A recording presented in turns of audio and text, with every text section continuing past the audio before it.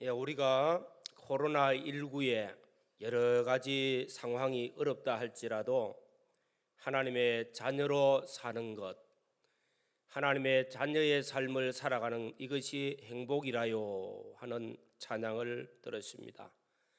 행복한 신앙생활이 되어지기를 주의 이름으로 축원합니다. 우리가 예수 그리스도를 믿음으로 말미암아 구원을 받았습니다. 그리고 우리 성도의 삶은 믿음으로 믿음에 이르러 가는 것이 우리 성도의 삶입니다. 로마서 1장 17절에 보면은 믿음으로 믿음에 이르게 하나니 오직 의인은 믿음으로 말미암아 살리라 함과 같으니라고 말씀하고 있습니다. 앞에 말씀하는 첫 번째 믿음은 예수 그리스도를 믿음으로 구원받게 된 믿음입니다. 이것은 하나님의 은혜요, 전적 하나님의 선물입니다. 우리의 행위나 노력이나 어떤 대가로 이루어진 것이 아니라 하나님의 은혜로 주어진 것입니다. 두 번째 나타나는 믿음은 믿음으로 구원받은 성도는 믿음으로 살아야 된다는 것입니다. 하나님을 의지하고 하나님의 말씀에 순종하는 삶을 사는 것이 성도의 삶입니다. 우리 성도는 믿음이 없이는 결단코 하나님을 기쁘시게 할 수가 없습니다. 우리가 믿음으로 살아서 복을 받고 하나님을 기쁘시게 하고 마지막 때 주님 앞에 설 때에도 믿음으로 살아서 그 심판대 앞에서도 인생의 성공자로 나타나야 됩니다. 그래서 믿음으로 산다는 것, 하나님을 전적 의지하고 말씀에 순종함으로써 그 믿음이 나타나는 것입니다. 행함이 없는 믿음은 죽은 것과 같이 우리가 믿음으로 살아서 그 행함으로 드러나 그 믿음의 결과들이 나타나는 것, 우리의 믿음의 선진들이 이렇게 살았습니다. 아브라함이나 이삭이나 야곱, 모세, 훌륭한 믿음의 선배들이 바로 이렇게 살아왔습니다. 우리에게 본을 보여주셨습니다. 그래서 그 믿음은 하나님의 능력이었습니다. 믿음은 우리 구원의 확정이요, 믿음은 우리에게 천국 문을 여는 열쇠와 같이 늘 나아갑니다. 그래서 우리가 믿음으로 산다는 것 얼마나 소중한지 모릅니다.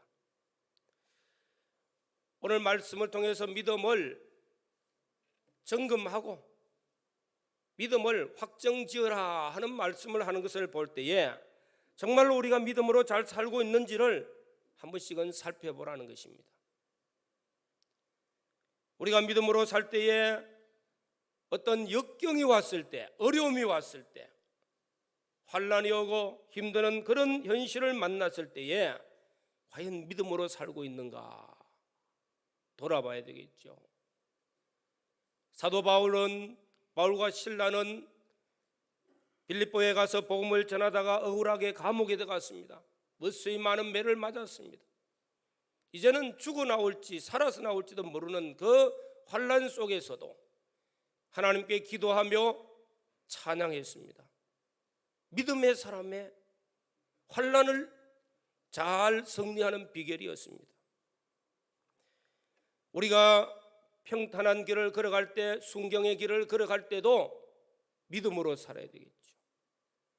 몸도 건강하고 평안하고 모든 것이 행통합니다.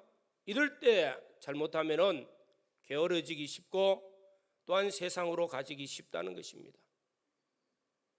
다윗은 인생의 수많은 고비고비들을 넘길 때마다 전적 하나님을 믿고 의지하고 순종하여서 믿음의 성공자라 할 만큼 잘 살았습니다. 그러나 많은 전쟁에서 승리하고 이제는 평안하다 싶을 때에 옥상에 올라가서 거닐다가 모욕하고 있는 여인을 보고 음욕이 일어났고 간음을 했고 그 여인을 자기 사람 만들기 위해서 그의 남편을 전쟁에 죽게까지 했습니다. 평안할 때 일어난 것입니다. 이 평안할 때 믿음의 실패자가 되어졌습니다. 많은 눈물로 해결을 했죠. 우리가 힘들 때나 또 평안할 때 변함없는 믿음의 사람들이 되어질 때에 하나님께 기쁨이 되어지고 우리 형제와 이웃들에게 시원함을 공급할 수 있는 하나님의 사람들이 되어질 줄로 믿습니다. 그러므로 우리는 믿음은 항상 오늘 현재 진행형입니다.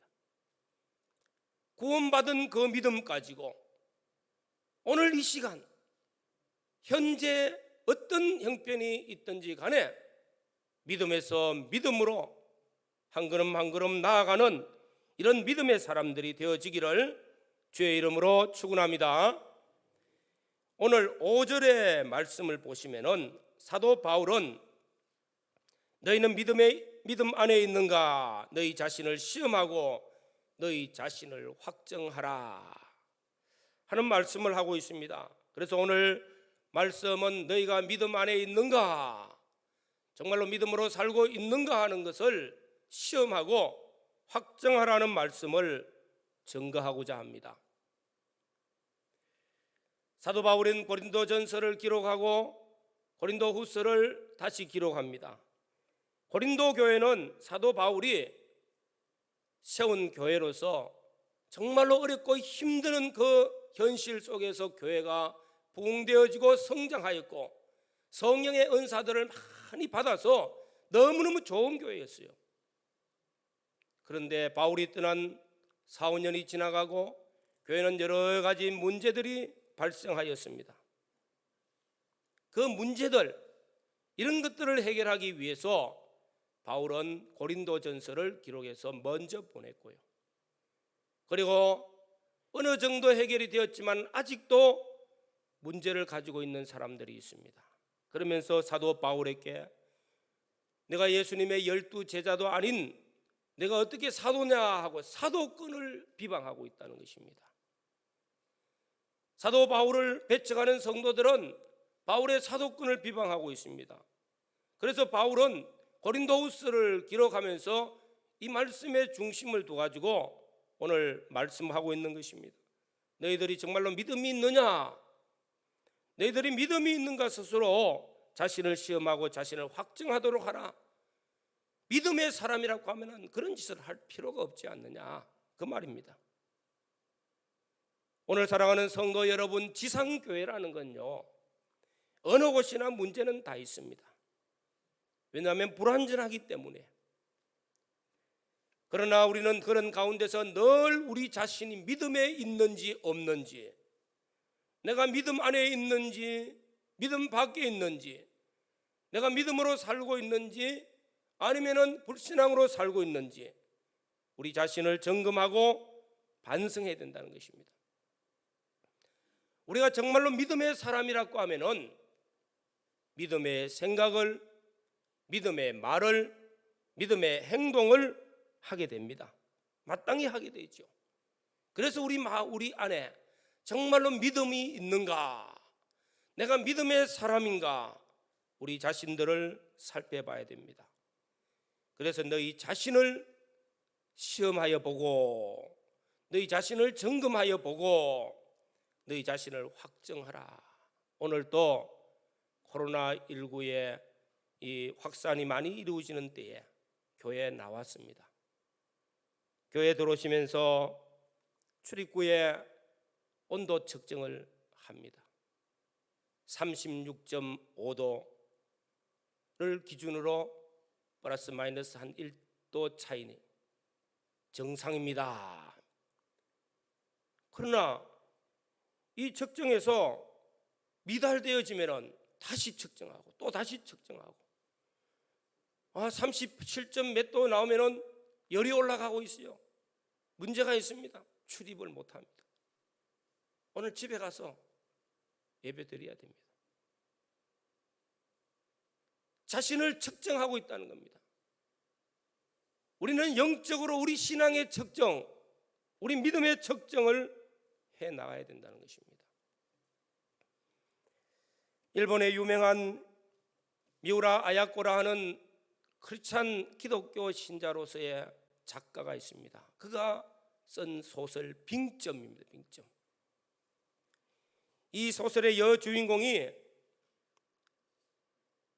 인생을 살다가 나중에 자신이 첩의 딸이라는 것을 알게 됩니다. 그녀는 그때 엄청난 충격을 받았습니다. 자신의 어머니를 용서할 수가 없어요.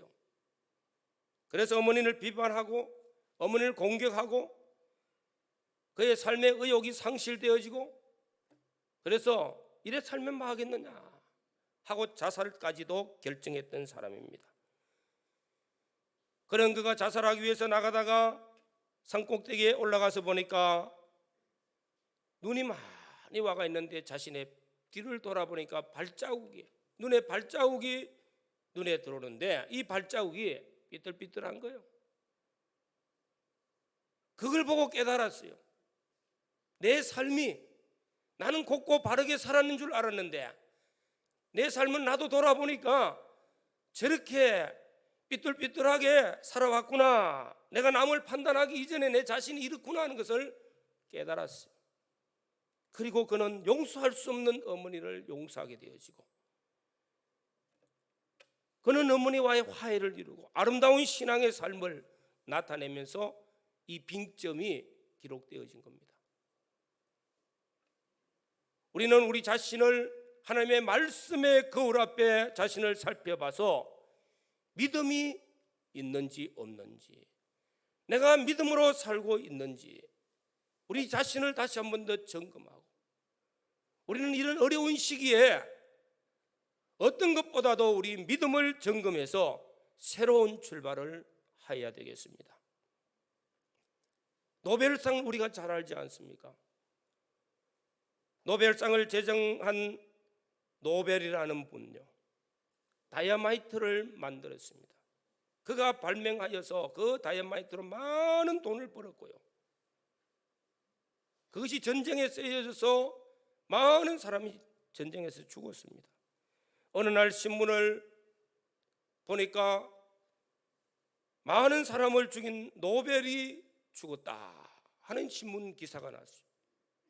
그의 형이 죽었는데 기자가 착각하고 다이아마이트를 발명해서 공로도 많지만서도 많은 사람을 죽인 그 노벨이 죽었는데, 그걸 기사로 하면서 타이틀을 많은 사람을 죽인 노벨, 이 얼마나 가슴 아픈 일입니까? 그 신문을 보고 자신이 깨달았어요. 내가 죽고 나니까, 아직 살아있지만은 그 신문에 나 있는 그 모습을 보고 내가 죽고 나니까 나를 평가하기를 잘한 거는 없고요, 뭐요? 잘못한 거, 그거로 잘못 쓰여서 많은 사람을 죽인 사람으로 그 이름이 기록되고 있는 거예요. 아, 큰일 났구나, 내가 이렇게 평가받을 수밖에 없는 자인구나, 세상 사람이라. 그래서 그가 자신의 있는 재산을 다 털어서 노벨상을 제정한 겁니다. 이것이 오늘날까지 세계의 가장 큰 상으로 많은 상이 주어지고 있지 않습니까? 지금은 노벨이라는 이름이 많은 후진들을 길러내고 역사에 공헌하는 사람들의 그를 위해서 주어지는 상으로 아름답게 나타나죠. 자신을 점검해 봤기 때문입니다. 역사에는 이런 많은 사람들이 있습니다. 오늘 우리는 예수 믿고 구원받은 성도로서 우리 인생의 삶은요, 믿음으로 사는 것 외에는 인생의 성공이 될 수가 없어요. 그래서 우리 믿음을 점검해봐라. 이런 어려울 때 다시 한 번 더 우리 믿음을 살펴보고 우리 믿음이 어떤가 다시 한 번 더 확정하고 다시 한 번 더 새롭게 출발하는 우리 모든 성도들이 되어지시기를 주의 이름으로 축원합니다. 그러면 우리가 어떻게 우리 믿음을 점검하여서 어떻게 살아야 되는가? 우리 믿음의 모습은 어떠한 것인가? 어떻게 우리가 믿음 생활을 해야만이 잘했다고 할 수 있을까? 오늘 말씀 5절 말씀 뒷부분입니다. 너희 자신을 확정하라. 예수 그리스도께서 너희 안에 계신 줄을 너희가 스스로 알지 못하느냐? 그렇지 않으면 너희는 버림받은 자니라. 아주 중요한 말씀이죠. 예수 그리스도께서 너희 안에 있는가? 예수 그리스도께서 너희 안에 없으면 버림받은 자와 같다. 참으로 중요하죠. 이것이 우리 신앙의 본질입니다. 내 믿음 생활은 내 안에 나를 주장하고 있는 분이 누군가? 내 안에 누가 계시는가? 요한계시록 3장에 라오디게아 교회에 주님이 찾아오셨어요. 라오디게아 교회는 자신들이 생각할 때는 우리는 부자 교회라고요. 돈도 많아요. 스스로는 믿음 생활 잘한다고 착각하고 있는데 주님께서는 문을 두드립니다. 그 모든 것들이 잘못되어 있는데 문을 열면은 내가 들어가서 네 안에 들어가서 너와 함께 먹고 또 너는 나와 함께 먹으리라.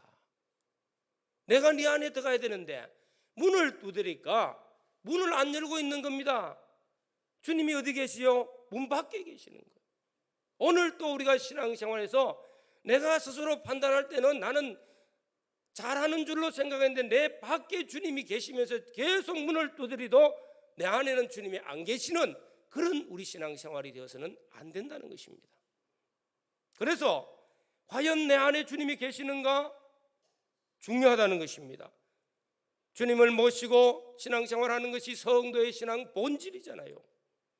우리 가정에 여호와를 모시고 여호와를 경외하는 가정이 복이 있도다. 여호와를 경외하기 위해서 고넬료는 경건하게 직장 갔다가 돌아오면은 하나님께 기도하고 하나님의 말씀을 준행합니다. 그가 아직도 예수가 누군지 하나님이 누군지도 잘 모르는 이방인이지만은 하나님을 모시고 사는 가정이었어요. 하나님을 경외하는 가정이었어요. 경건하게 사는 가정이었어요. 하나님께서는 내 기도와 내 구제를 들으시고 하늘 문을 열고 천사를 보내어 응답하시는 역사가 있죠. 우리 가정이나 우리의 삶이나 내 안에 하나님을 모시고 사는 것인지 하나님은 문 밖에 있는 것인지 우리 자신들이 살펴봐야 되겠죠. 예수 그리스도께서 너희 안에 계신 줄을 너희가 스스로 알지 못하느냐? 주님이 우리 안에 계시면은 우리 마음속에 계시면은 우리 생각이 바꾸어집니다. 행동이 바꾸어집니다. 사람이 변화되어지는 거예요. 살든지 죽든지 떠나든지 가든지 무엇을 하든 내가 주님을 위해서 주님 기쁘시게 하는 삶을 살게 될 수밖에 없어요. 주님 모시고 살고 주를 의식하고 주님 앞에 경건하게 살기 때문이다. 우리는 오늘 말씀에서 어떻게 하면은 믿음 생활을 잘하고 어떻게 하면 내가 믿음의 모습으로 살 수 있을까? 주님을 내 안에 모시고 사는 자가 되시기를 바랍니다. 그리스도의 영이 내 안에 계신다는 사실을 깨닫고 늘 기도하며 말씀을 묵상하면서 성령이 내 안에서 감동시켜 주시는 이 영감을 소멸하지 아니하고 주님과 함께 주의 뜻을 이루어 드리며 주님과 동행하며 주님으로 인하여 사는 복 있는 성도들이 되어지시기를 주의 이름으로 축원합니다. 두 번째로는 어떻게 하면은 믿음 생활을 잘할 수 있을까? 내 믿음의 점검에서 점수가 좋아질 수 있을까? 7절 말씀을 보시기 바랍니다. 우리가 하나님께서 너희로 악을 조금도 행하지 않게 하시기를 구하노니 이는 우리가 옳은 자임을 나타내고자 함이 아니라 오직 우리는 버림받은 자 같을지라도 너희는 선을 행하게 하고자 함이라. 악을 행하지 말고 선을 행하는 자가 되게 하기 위해서 바울이 그런 소망을 가지고 고린도 교회에 말씀을 하고 계신다는 것입니다. 악을 행치 말고 선을 행하는 거예요. 우리가 악을 쌓아서 심판을 마련한 사람이 되어서는 안 되겠고요. 선을 쫓아서 선하게 쌓아서 하나님 앞에 영광스러운 자로 나타나야 되겠죠. 선이 무엇입니까? 에덴 동산에서 인류 시조 아담과 하와가 선악과를 따먹었어요. 그것이 원죄입니다. 원죄. 인간이 참 범한 죄요. 마귀의 미혹을 받고 내 안에 하나님이 계셔야 되는데 하나님은 안 계시고 마귀가 내 안에 들어와서 유혹한 그 말이 계속 마음에 들어와 있어요. 생각이 그거밖에 없어요. 선악과를 보니까 보암직도 하고 먹음직도 하고 탐스럽고 언제 따먹지? 따먹었어요. 선악과 하나 따먹은 게 뭐 그래 문제가 됩니까? 그러나 그 죄가 인류의 원죄요. 하나님이 말씀하시기를 선악을 아는 것이 너희 중에 우리와 같이 되었다. 다시 말하면 선과 악의 판단은 하나님인데 자기 생각이 옳으면 선, 그렇게 스스로가 판단하는 것이 되어버렸다는 것입니다. 우리 인간 속에 이것이 들어왔어요. 그래서 나 중심으로 사는, 인간 중심으로 사는 거, 그게 악입니다. 우리가 아이들이 성장하면서 어릴 때 아이들 자기들 해주고 싶은 대로 다 해주면 좋지요. 아이들이 하나 놓고 둘도 요새는 안 나가지고 하나만 낳아서 기르면은 이 아이가 보배요. 집안에 해주고 싶은 대로 다 해주는 겁니다. 뭐가 클까요? 자기 중심이 커진다는 겁니다. 자기만 위하는 것으로 모든 것이 바꾸어져요. 우리는 하나님 중심으로 살아야 되는 것이 제일 중요하다는 것입니다. 언제든지 하나님 중심이 되어져서 하나님 앞에서 하나님을 의식하고 하나님 모시고 사는 것이 선인 것 같으면은 그 선한 삶이 나타나기를, 외부적으로 나타나기를 사랑하라는 것으로, 내 이웃을 사랑하라는 것으로 나타납니다. 우리가 구원받았습니다. 원죄와 본죄 아래 있는, 사망과 저주 아래 있는 우리가 구원받을 때 우리 행위대로 한 것 아니요. 하나님이 독생자를 보내어서 그냥 십자가에서 피로 우리를 대속하시고 구원해 주신 이 사랑은 그저 주신 사랑이라. 그 사랑이 한번 조금 하는 것 같으면 벌써 다 날가 없어지겠죠. 이 사랑은 무한한 사랑입니다. 청량할 수 없는 사랑입니다. 이 사랑을 가지고 내 이웃을 사랑하라 말씀하고 있다는 것입니다. 그 이웃 사랑의 표현들이 뭡니까? 선을 쌓아가는 일입니다. 내 행제가 궁핍하거든 돌아보라는 겁니다. 내 행제가 어렵고 힘든 게 있습니까? 위에서 기도해 주라는 것이죠. 사랑하기 때문에. 마태복음 25장에는 그런 말씀을 하고 있습니다. 마지막 심판의 날에 양과 염소를 나누는 것과 같이 오른편과 왼편으로 착 나눴어요. 세상에 있을 동안에는 다 공존하고 있는데 마지막에는 나누어지더라는 겁니다. 한 자리 다 앉아서 예배 드리고 있지만 마지막엔 나누어져요. 그럴 때에 오른편에 있는 자들에게 창세로부터 예비한 복을 상속받으라 하고 복을 주십니다. 영원한 영광스러운 자리에 나가게 합니다. 주와 함께 영광스러운 그 자리에 나갈 수 있고 영원한 것을 상속받는 축복의 사람이 되어집니다. 우리가 뭘 한 게 있다고 그럴까? 내가 병들었을 때 돌아보았고, 옥에 갇혔을 때 보았고, 헐벗을 때 옷 입혀 주었고, 배고플 때 먹을 걸 주었고, 아니 언제 이런 것을 내가 했습니까? 기억이 잘 없는데요. 지극히 작은 자 하나에게 행한 것이 곧 내게 한 것이니라.